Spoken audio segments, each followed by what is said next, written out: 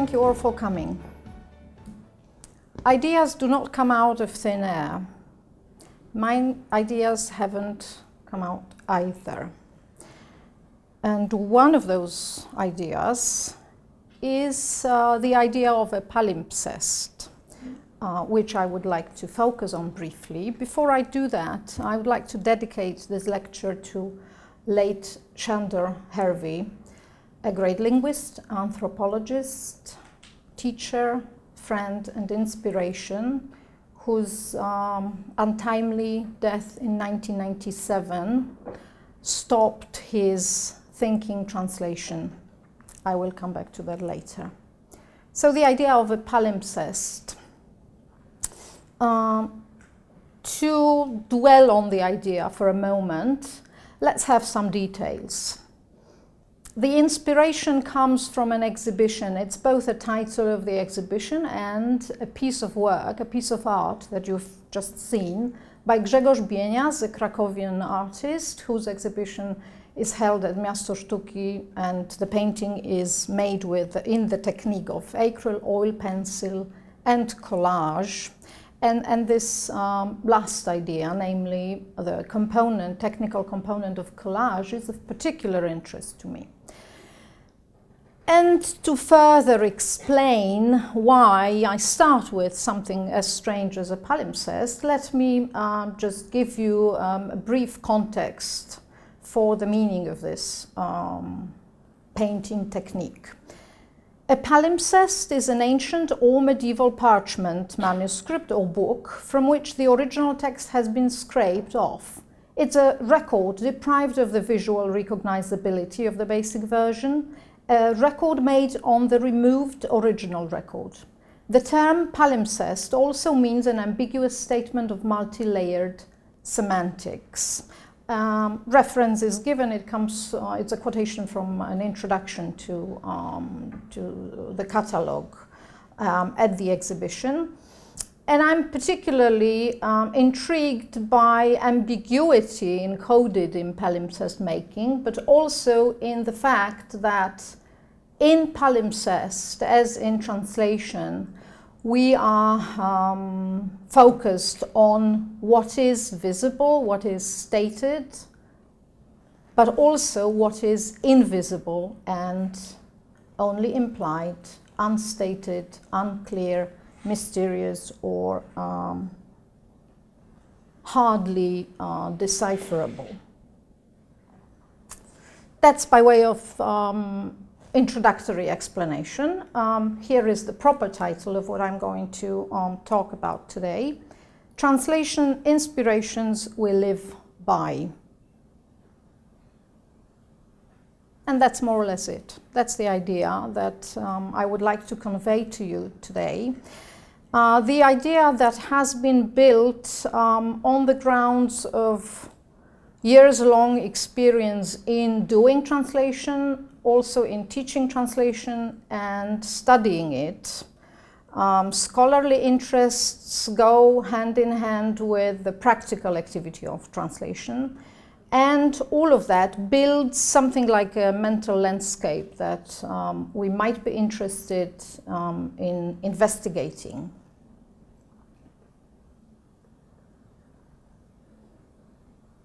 To begin with, we are going to play with data a little bit. The presentation is organized along the framework of few reflections, 7 to be precise, and those reflections center around some ideas that I find relevant, useful, and constructive in building the translation landscape. So let's start with reflection 1, which is focus on data. And as we all know, I don't think it's a great revelation to hear that in translation studies there is great abundance and versatility of translation data. And this boils down to identifying corpora that we work with and work on. We may be talking about anything from literary excerpts, comparative analyses of literary texts, to electronic corpora, to eye-tracking studies, to think-aloud protocol studies, to specialized terminology and databases. So the form, the diversity in data collection, their compilation and analysis methods are hugely disparate. And that's the beauty, the advantage of doing research and translation on the one hand, but on the other hand, it's problematic when it comes to any coherence in methodology. And that's quite understandable, and I suppose most of us agree with that. In analyzing research models, the basic introduction was given by Andrew Chesterman in 1997 in his useful and relevant textbook, methodological translation textbook titled The Map, where he mentions those three basic translation process research models: comparative, process, and causal. And of course, we are not going into details, and my intention is not to present all those topics that we only briefly refer to, but it's important to realize that the research component in translation studies is highly important and matters. In this presentation, what is happening is really a synergy. It's something like an impressionistic landscape that creates what we might call practice searcher's biography. And of course, I'm referring to the ancient Gilles, not Gilles who is ancient, but his statement that he used some decades ago, and this label of a practice searcher idea has been circulated in translation literature for, as I said, 3 decades almost. So it's the idea that when we do translation, when we do research in translation, we're both translators usually, not always, but it's a typical context, and we do the research, so we're in both functions, so to speak. And because it is meant to be impressionistic and something like of a collection, let me refer to, again, a quotation that stuck with me for 10 years now. I heard those Stuart Campbell's words at his lecture at the University of Manchester in 2005, and I sometimes use it when I explain to students relevance and usefulness of working on corpora in their research projects, such as MA thesis, for example. When we undertake a research project, we develop a complicated relationship with our data. We collect it, check the ethics of using it, manipulate it, store it, share it with others, find new ways to squeeze more knowledge from it, and often worry about it because it is the wrong kind, or there isn't enough of it, or it isn't telling us what we thought it would. Sometimes people even make it up or quietly discard the bits that don't fit. That's dishonesty, academic dishonesty, to put it bluntly. Getting the relationship right can make a project or break it, and I suppose in each of our individual studies that we do in translation or about translation, that's the whole point, to find a corpus, to find data that would be appealing and that would be motivating, to make the best use of what we are working with. And it's one of those motivational aspects that should be taken into account when we want to investigate translation. To find a niche and find such data that are user-friendly to us, each one of us, individually. And today's landscape is something of a friend to me, or has been for some time. Data in translation is inspired. We can't leave data aside without manipulating it and without organizing it and analyzing it. In approaches to translation, of course, there are very many philosophical paths, epistemological paths that we may take. And I think that one of the important approaches, definitely, is the cognitive approach. And I don't think it would be relevant to even try starting a discussion on the Polish contribution to cognitive linguistics. And everybody can identify the name responsible for translating the ideas, cognitive ideas, on the Polish ground of translation studies. Elżbieta Tabakowska, I suppose, is the name that needs no further mention or explanation. Cognitive influences are very much present in the way we think about translation and we understand the nature of translation nowadays. To focus on just a few cognitive ideas inspiring translation, let me say that cognitive thought in a way underlies the philosophy of continuum.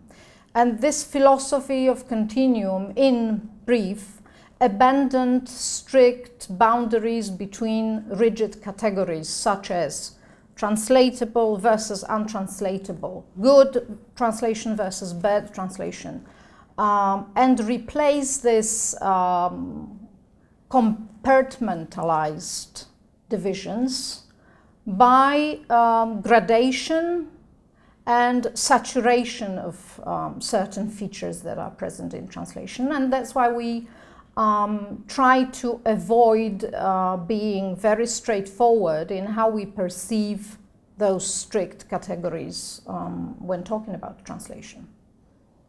Translation thought is ubiquitous, and that's how we think, those of us who are believers in translation, think about translation, and that's also a certain reflex from cognitive linguistics. Ways of conceptualizing are very important.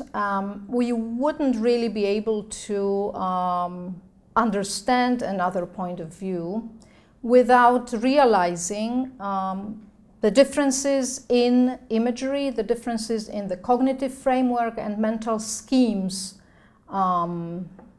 those possessed by the original author, translator, and finally recipient of the target text.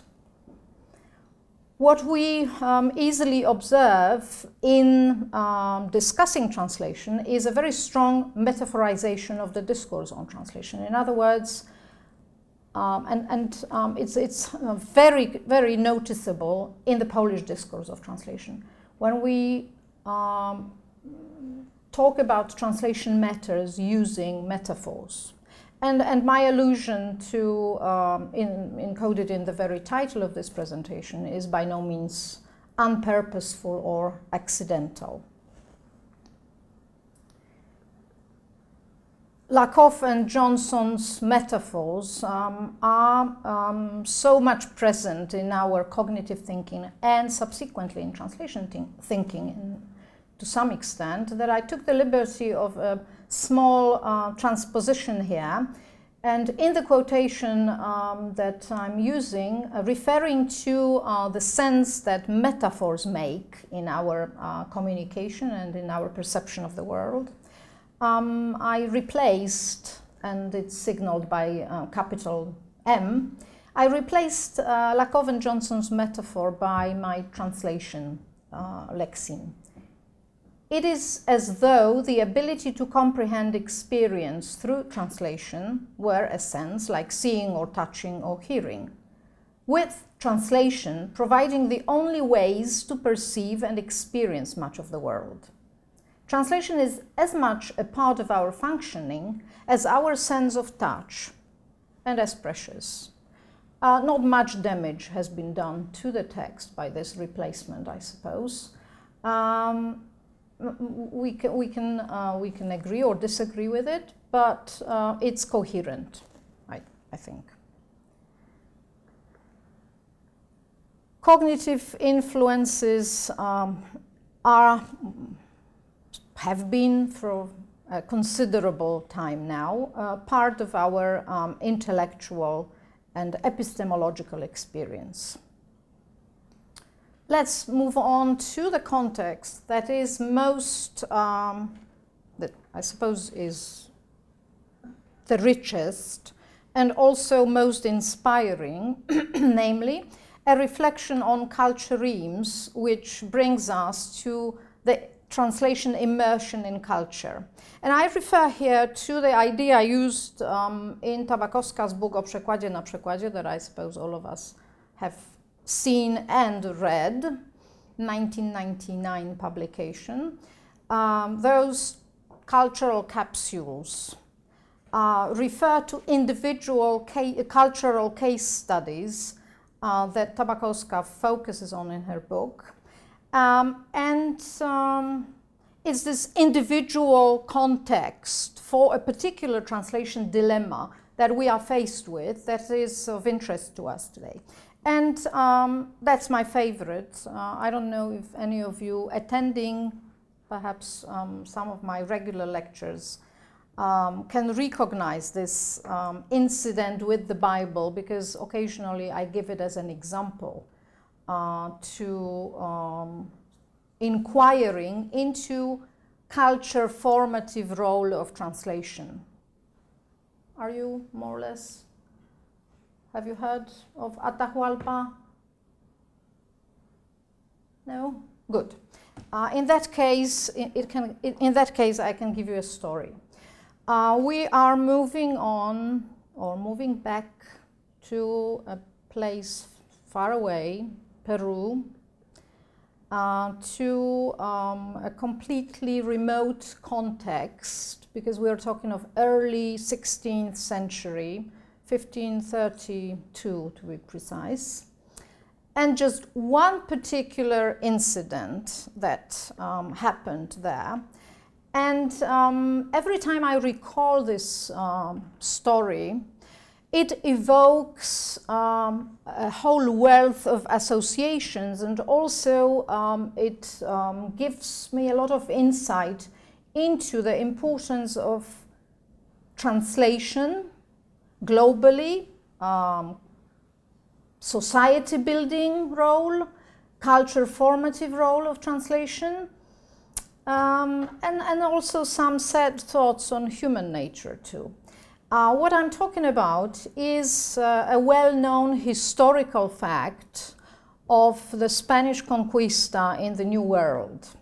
And of course, I wouldn't be able to rely too much on the original sources. Plus, the original sources talking about this event are biased because they are texts written by the winning party. So this bias is inevitable in some way. And what we're talking about is the encounter between the ruler of the empire, Inca, Atahualpa his name was, and Pizarro with his team of supposedly some 160 soldiers accompanying this group of invaders. And it's really a huge paradox to imagine the situation in which there are differences in sources. Some quote the number of 7,000, some say there was like 20 or 40,000 Inca soldiers on this square in a city of Cajamarca. And this small group of Spanish conquistadors who in their boldness came to speak to the king, and Atahualpa being in absolute power to do whatever with this tiny group of strangers. He was intrigued by the strangers, and he felt no true danger or no true threat to his rule or his life or the life of his subjects. So he was willing to talk to them and meet them. And if we imagine the whole context, if we imagine situations in which, as some sources say, and let me just quote one,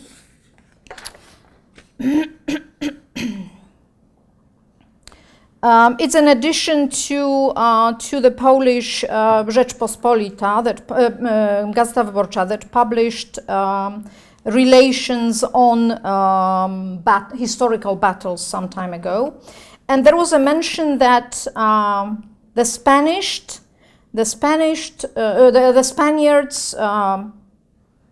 convinced the local people. There is no record of actual case of community interpreting, and we can speculate in some cases. In some other cases, historical sources give us the idea that it was torture and killing that were those methods of convincing the local people to cooperate in some way with the conquistadors. Coming back to the incident with the Bible that inspires a lot of thinking about how translation contributes to civilization growth or may lead to a complete cultural misunderstanding.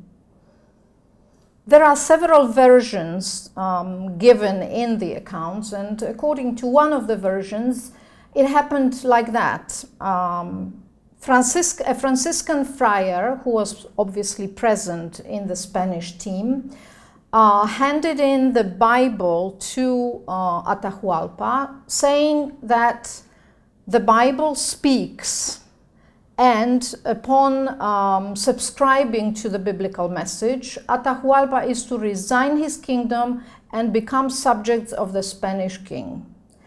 Atahualpa, of course, the discourse was translated by a local slave interpreter whose name supposedly is Felipe. So we don't really know precisely what was the translation strategy, how the translated text was produced in the target language.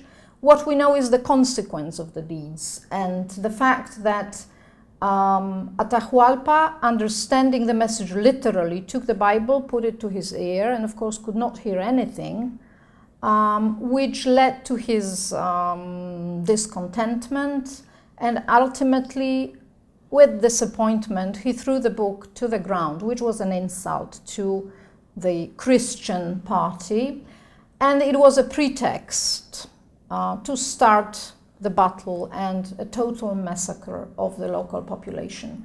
The number of victims reached several thousand,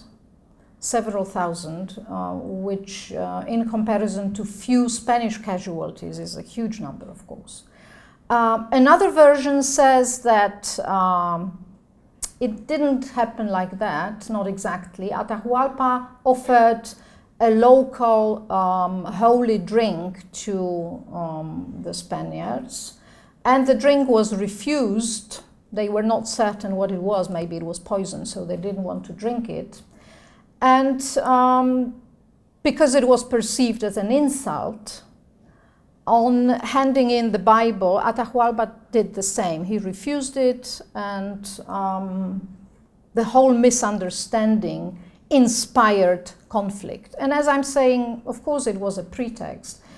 Probably military moves would occur anyway. However, if we focus on understanding the translation discourse in this particular situation, we might have some idea about how important translation is, has been, always was, and was at that particular moment. Translator's voice is unrecognized. It went silent in many cases. In many such stories, the history of human civilization is full of such stories in which translators of all kinds, interpreters, must have been present, but there are hardly any records of those activities, and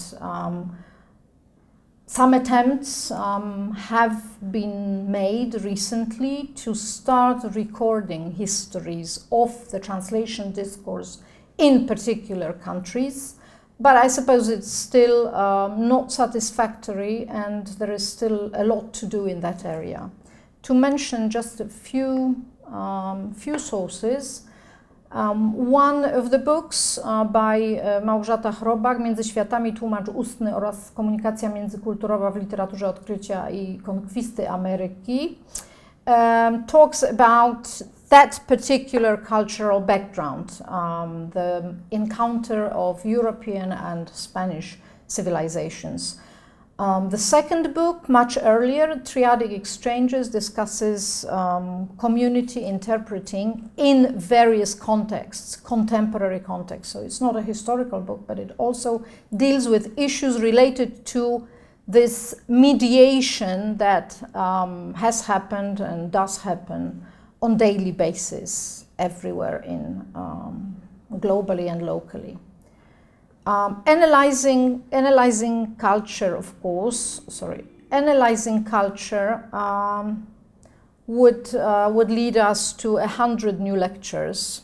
So I leave you with just this one instance and one insight into how culture formative role of translation is visible in the history. And let's move on to the next capsule or the next reflection. Oh, bless, O Lord, this scriptorium of your servants. Does temporal space give us any understanding of the world? What is the relevance of the physical environment of translators for their work? How do sociological factors influence the translator competence?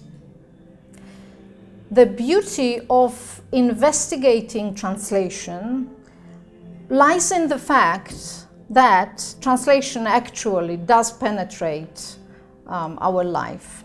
And we may reach the point where everything we do in life can be easily associated with translation. Scriptorium is one of such cases. And accidentally, those of you who may be familiar with an old movie based on the book In the Name of the Rose, from which the idea, for me individually, the idea of the scriptorium, medieval scriptorium, was born, can identify the context, the sociological background, the scene in which those ancient tonsured monks were working on pieces of art, absolutely amazingly beautiful medieval manuscripts. If any one of you has had any occasion to see original manuscripts dated, I don't know, 8th century, 10th century, will probably not resist the temptation to think of those manuscripts as pieces of art. And consequently, so originally the idea of the scriptorium is the place for writing, but consequently it was also the place for translating. And I was wondering, when seeing such ancient manuscripts with translated lines written over the original text, coming back to the palimpsest idea, is there any parallel, or is there any similarity, any link between the work of translators then in those physical environments and the work of the contemporary digital translator? Are we talking about the same competences? Is the nature of the activity really comparable? And I leave you with the questions. I don't know the answer. I'm thinking about it. And there is so much difference that we may risk a statement that perhaps it's something completely different. But on the other hand, comparing what translation activity really is Well, it has remained the same basically in its epistemological foundations. Digital scriptorium, on the other hand, is the idea taken from, I thought of digital scriptorium, and then obviously when I searched it on the internet, it's already there, and it's usually the case with ideas that when you come up with some, it turns out that somebody has already had a similar idea. Digital scriptoria have been or are being produced or are being created nowadays. One of those, and we're talking about digital libraries or digital scriptoria, one of those is Berkeley Library, and we have digital data on daily basis in our translation work. So this transition from analog to digital reality is an interesting observation when you think of it.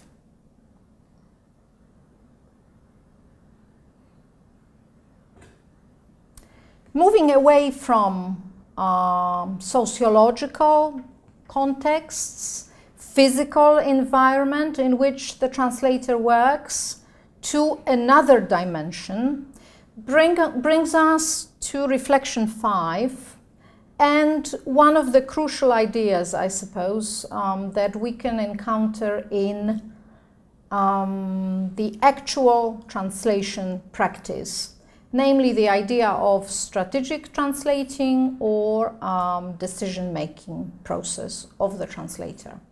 And again, the image of a chess player here is not accidental. It's one of those allusions, and also one of the metaphors, frequent metaphors that we use talking about the translator's decision-making process.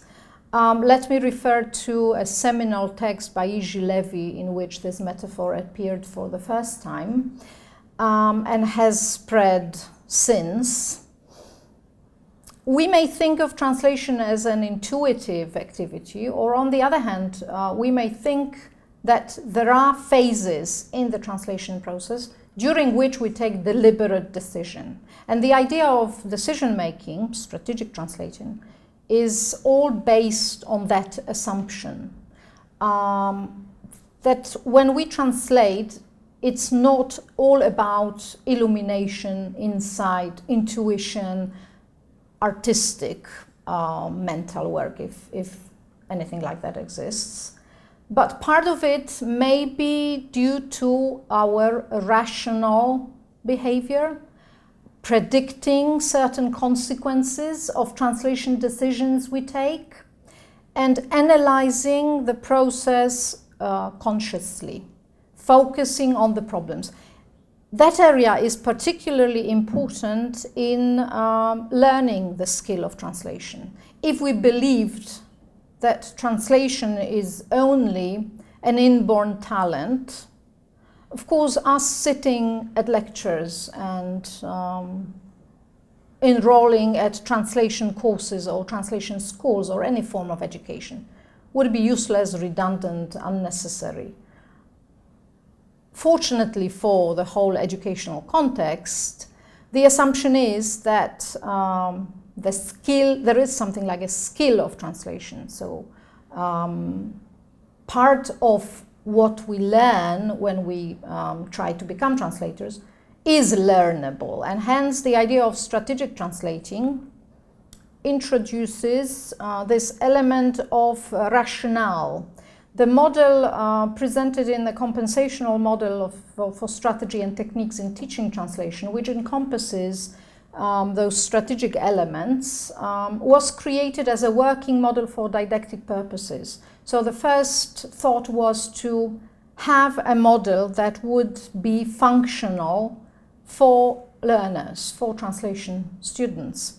So the indicators for the model, it's a two-level model. We have the hierarchy and a general, global strategy, which is an approach, the translator's approach to the assignment or task. And again, we understand translation assignment as a larger entity than a translation process or act. And then in line with the strategy, we are talking about techniques and procedures. So strategy is text type oriented, macro goal oriented, contextual, because it refers to the whole text. It's mental, global, because it's planned sequence of actions. On the other hand, technique, which is synonymous with procedure, is problem-oriented, so it's local, micro-goal-oriented, unit-focused, physical, and molecular. Such an approach to the understanding of the two terms is in line with some basic translation assumptions presented, for example, by Turi, by Holmes and other translation scholars. And I suppose nowadays we are used to talking a lot about strategies and procedures, strategic translation. And many translation scholars have approached taxonomies of strategies and techniques with no apparent success, because it's a mission impossible. I don't think we can really come up with any exhaustive taxonomy of translation procedures. On the other hand, we may also refer to an inventory of translation procedures that are applicable in a particular translation case.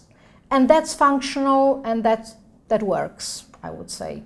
So we are talking about procedures for idiom translation in Emmy Tan's novels rendered from English to Polish, right? So once we provide a contextual framework, such an inventory of procedures may be more realistic.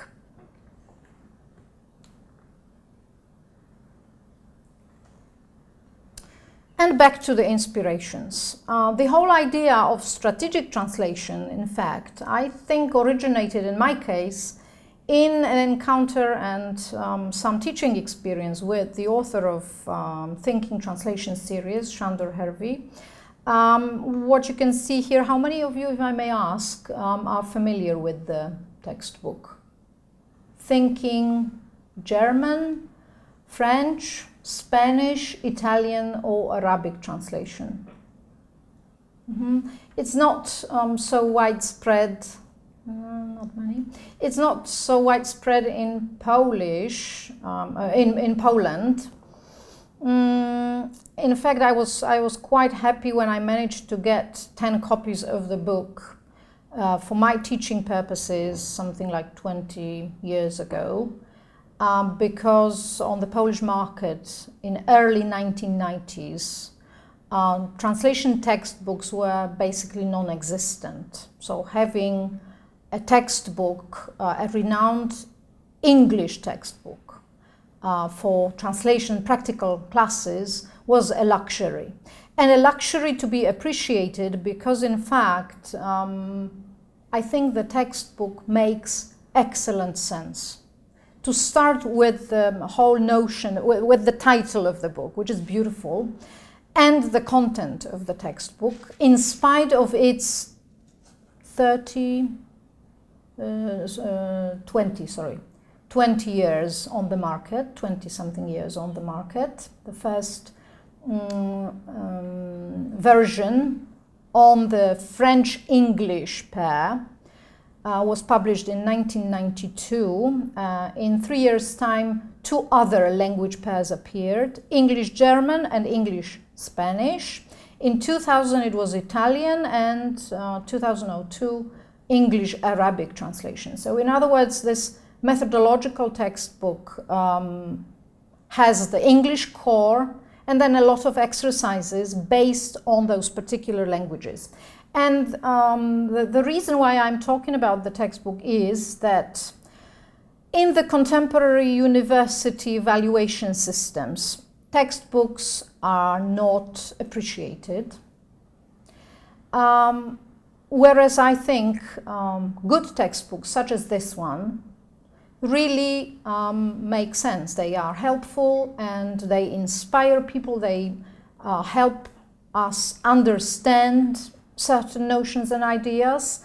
And the fact that posthumously few of the versions were prepared with Sándor Hervey not really present with us any longer.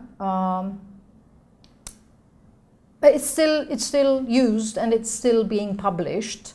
Means that in spite of those 2 decades, it's up to date and it presents certain ideas and it clarifies translation phenomena in such a way that it allows this textbook to live. To contextualize it a little bit more and to give it a sense, a personal touch in a way, let me refer to the correspondence with the author. 1994, Hervey mentions pedagogy of translation and also the field of translation studies.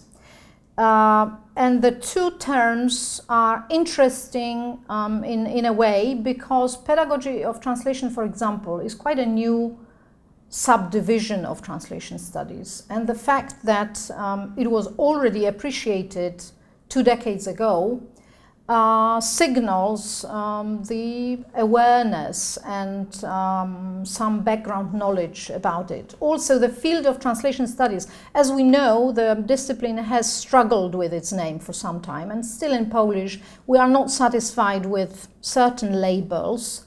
We use przekładoznawstwo, we use translatoryka, we use translatologia. The field of translation studies, not capitalized as of 1994,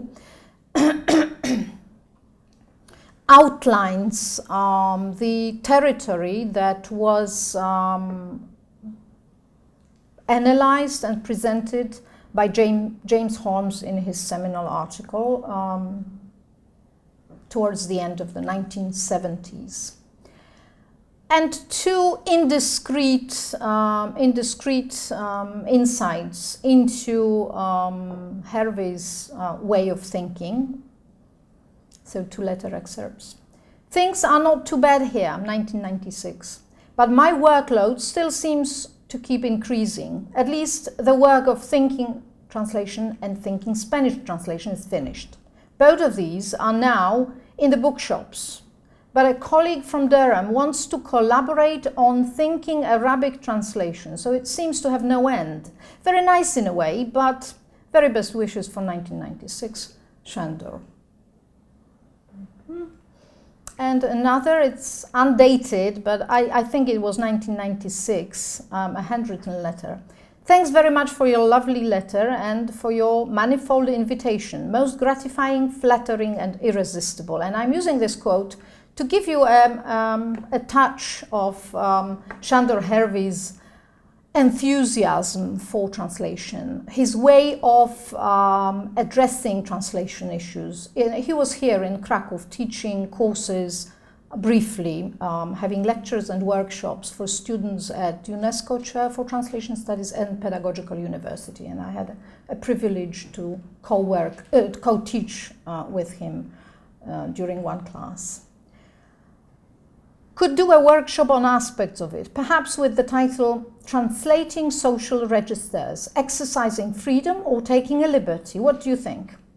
For the teacher training college, I might do something practical, say the problems of self-projection in a tourist brochure. Don't we find that still relevant and modern even today? I mean, wouldn't we like to have a subject like that? Problems of self-projection in a tourist brochure, still relevant, I suppose, where the local organization needs to convey a pleasant image of itself to incoming tourists. We had a very interesting class on this topic about a month or so ago in my course here. And here means St. Andrews University in Scotland. Again, let me know your reactions. Sándor Hervey was an inspiring author, and he was a great teacher who was so eager to share his enthusiasm for translation with his students.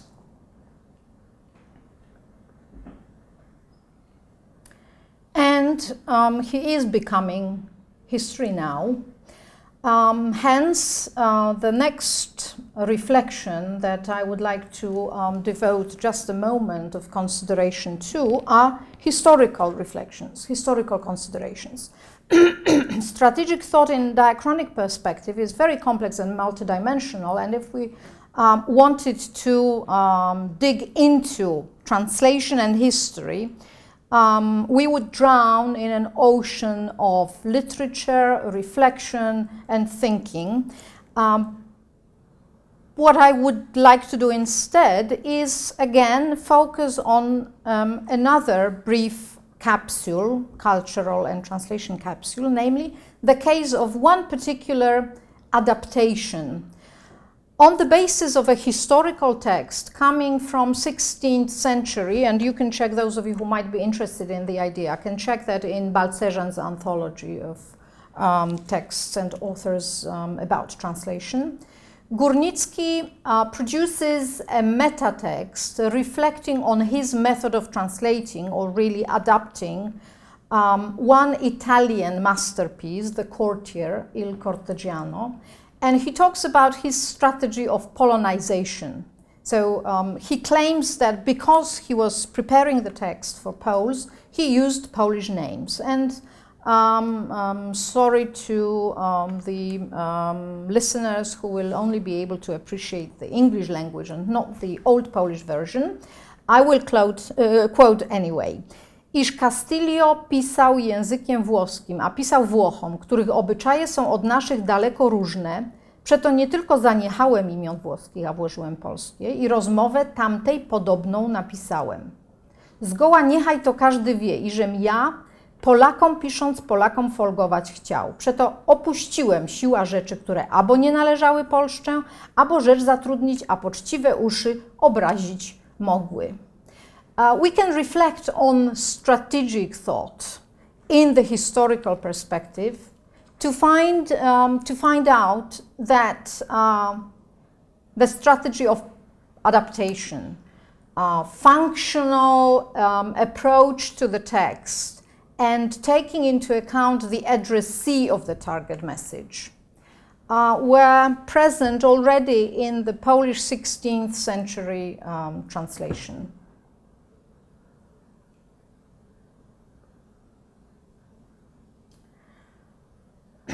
We're slowly trying to come to grips with this reality of translation by accommodating all those apparently disparate components together to conclude and to see in the final seventh reflection that there are two phases of translation, in a way, at least two phases, and those two were taken into account today, namely sociological and psychological aspects of translation. It's a trivial statement, and yet so true. On the one hand, we have the scene of translation with its all actors. So we take into account physical environment, we take into account historical events, we take into account cultural embedding and all those factors that build the countryside or the landscape externally. And they are highly relevant. For example, when we are talking about Polish literature translated in the first half post-war period, 50s and 60s in Poland, taking into consideration the communist regime and ideological influences is absolutely inevitable and indispensable if we want to understand certain strategic solutions that translators used. And that's one piece of the story. Another piece of the story is probing into the so-called black box, everybody familiar with that metaphor, and psychology of translation, or psycholinguistic inquiries into the translation process, have been done with think-aloud protocol methods, but also with more recent methodologies, such as, for instance, eye tracking and various forms of analyzing what happens when we translate. Although the whole issue of inquiring into psycholinguistics is rather challenging, also because of technological aspects.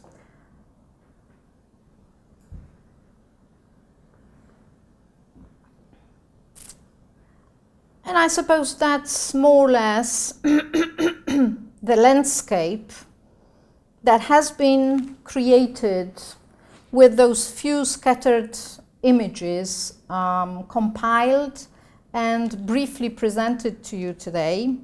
When we consider what's really important when we teach translation, or when we try to understand translation, when we do research on translation, do we need rules, hints?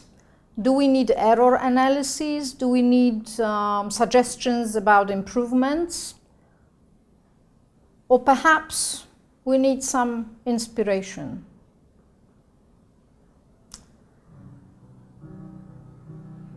And because our cognitive and anthropological journey through the translation landscape is almost ended, let me finish by a question that will help us understand that translation really is, translation really gives coherence to our life, if we wish to think that way.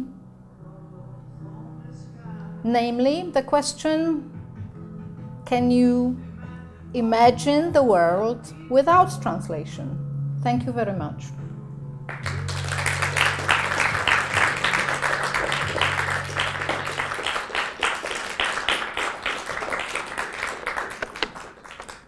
And of course, if you have any questions or comments, you are most welcome to ask them.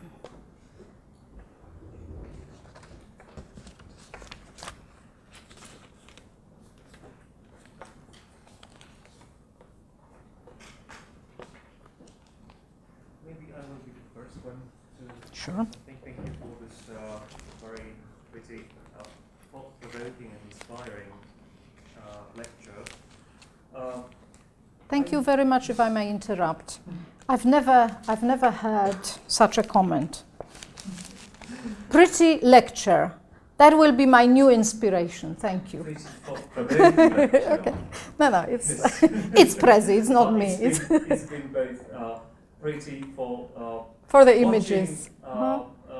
Observing and for listening to in all the aspects of yes, and listening. I mean, listening to you and listening to all the background that we could listen and to. Before I let you ask the question, that's where we are. We've entered the multimodal scene of translation. So we need images, I suppose, for living. Sorry.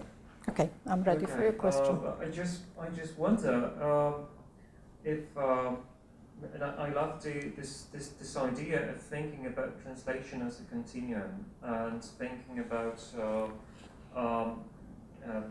type text as a sort of different, possible aspects of text continuum. This of course derives from cognitive psychology and as you said from the work of Eleanor Roche and other cognitive psychologists.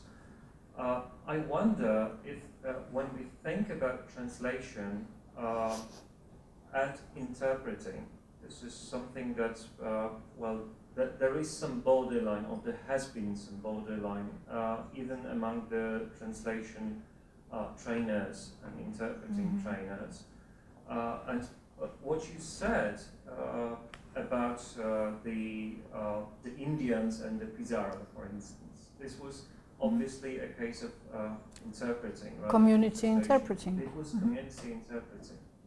But on the other hand, I thought about translation as sometimes being a means to some other end than communication. What we could see with the Indians, and I thought also about Chinese emperors who, for instance, even if they knew exactly the language of the messengers coming from another country, they employed the community interpreters just to have some extra time to respond.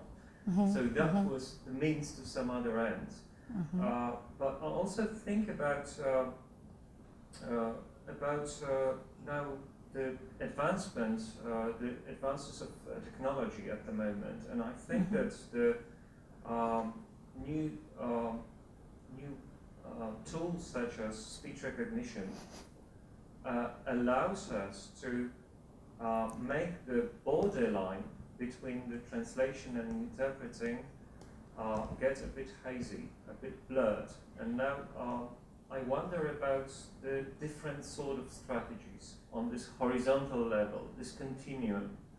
Do you think that this strategic thinking, these translation strategies could in some way be moved to interpreting strategies? Is there anything like strategic thinking in interpreting, or do you think that this could also be put there?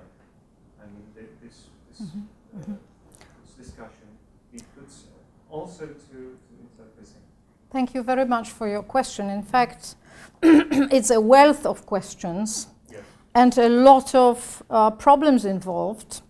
Let me refer first of all to this cognitive background when it comes to the philosophy of continuum and Mary Snell Hornby's integrated approach to translation studies, where she gives the model in which the boundaries between types of texts are abolished. So that's one thing. Another thing is, when it comes to the division and implementation of strategic thinking in the context of the oral modality, it seems quite logical to me.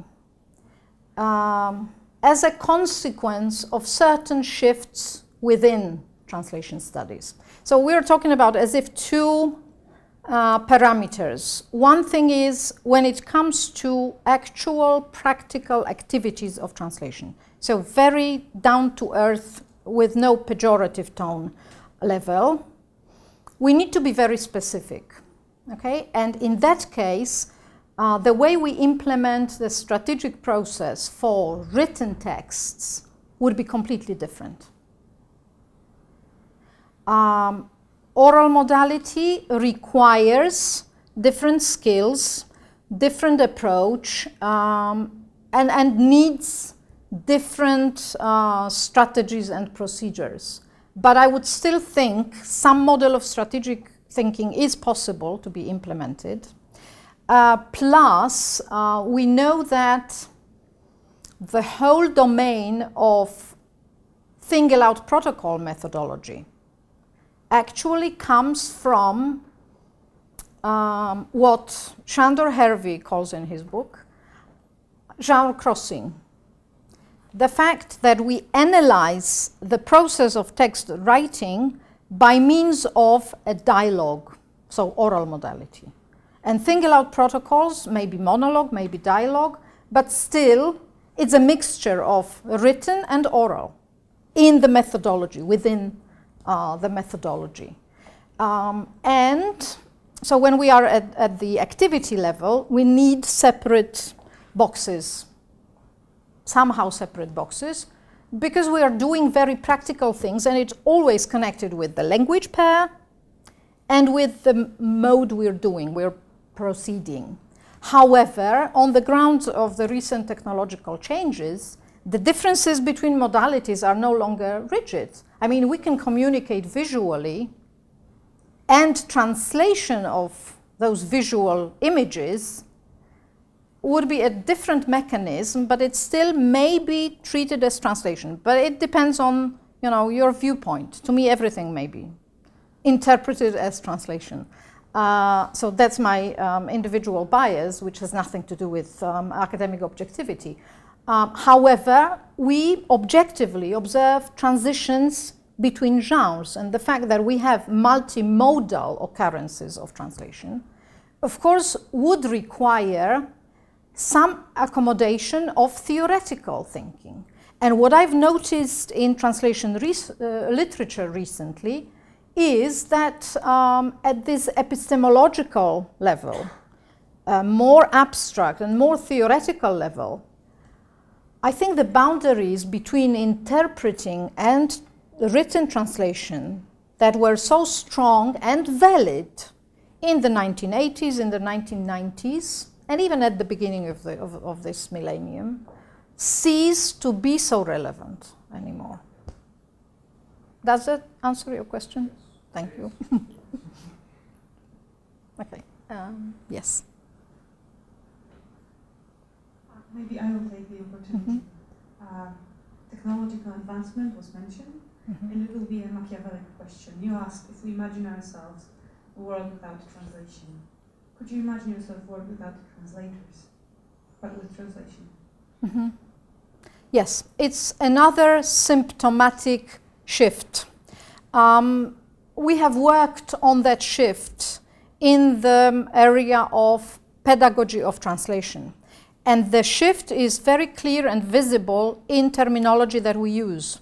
So instead of talking about translation competence, we talk about translator competence nowadays. Instead of translation skills, we talk about translator skills. So this human element, which was unrecognized in the past, and that's why we have so many anonymous translators and interpreters. We have so much unrecorded and unregistered translation activity in the history of human civilization. Nowadays, we try to appreciate the person of the translator. And in the technological context, it is difficult, and I see it as like a forked avenue nowadays. On the one hand, we have perfect technological destruction of the humanistic element of translation.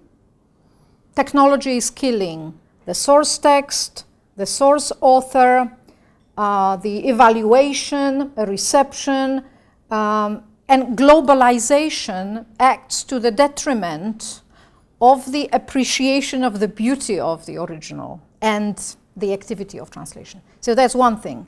Another thing is that, paradoxically, in the framework of scholarly endeavors, awareness, academia understood in abstract, there is a lot going on in the sphere of translation studies as a humanistic discipline, with the figure of the translator foregrounded. We have a lot of subjects, a lot of interest of people in the activity of translation, in the history and culture of translation.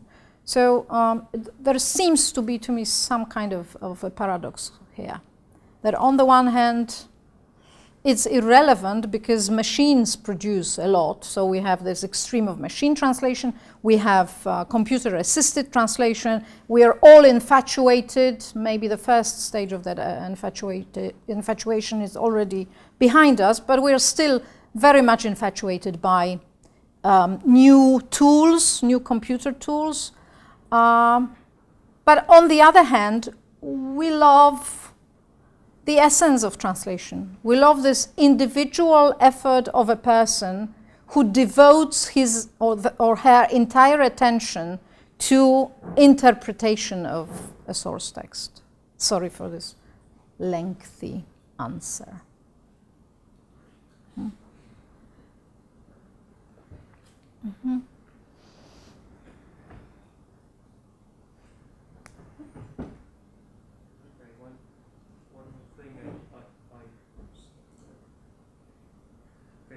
I totally agree with you in that the whole beauty of translation is that it's human activity, and it's made by humans for humans, and that's the beauty of it. And I think that all the translation scholars, when they think about translation, they mostly think about translation being done by humans for humans. So the more the more there is this, tools and computers and other technological advancements, the less there is this human activity. Unfortunately, I mean, this is one of the problems. I totally agree with you. But I also, when you mentioned Górnicki's translation, I thought that some ideas of translation and some strategies of translation have been the same. I mean, this exoticization or foreignization versus domestication, adaptation, that's been the same thing for some time. Do you think that from the diachronic perspective, all the strategies change? I mean, is there any sort of evolution in strategic thinking nowadays?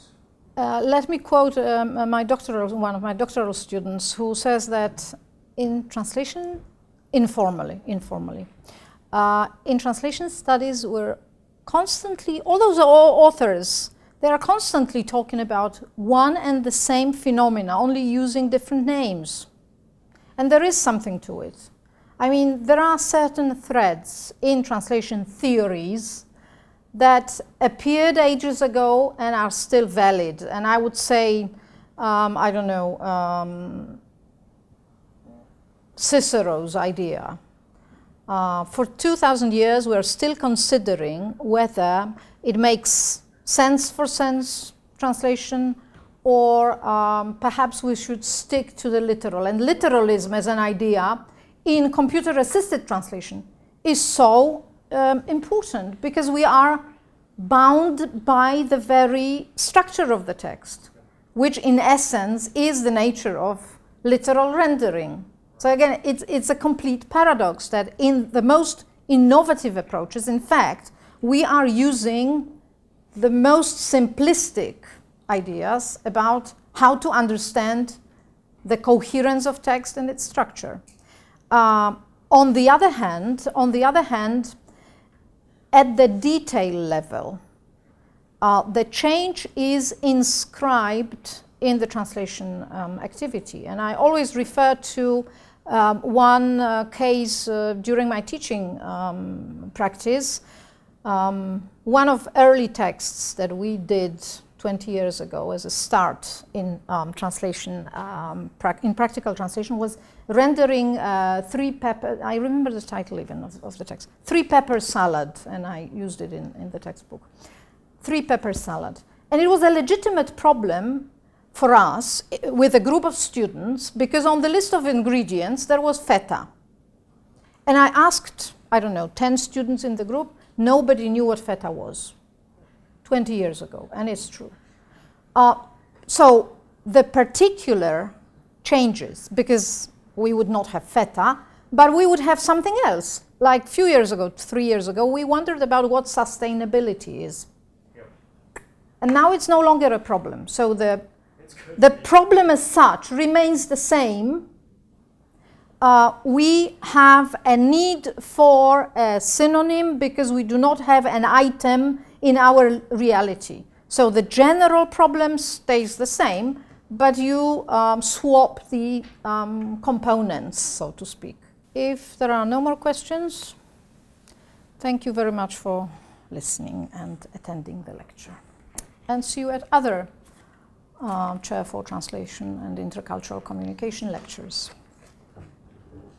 Thank you.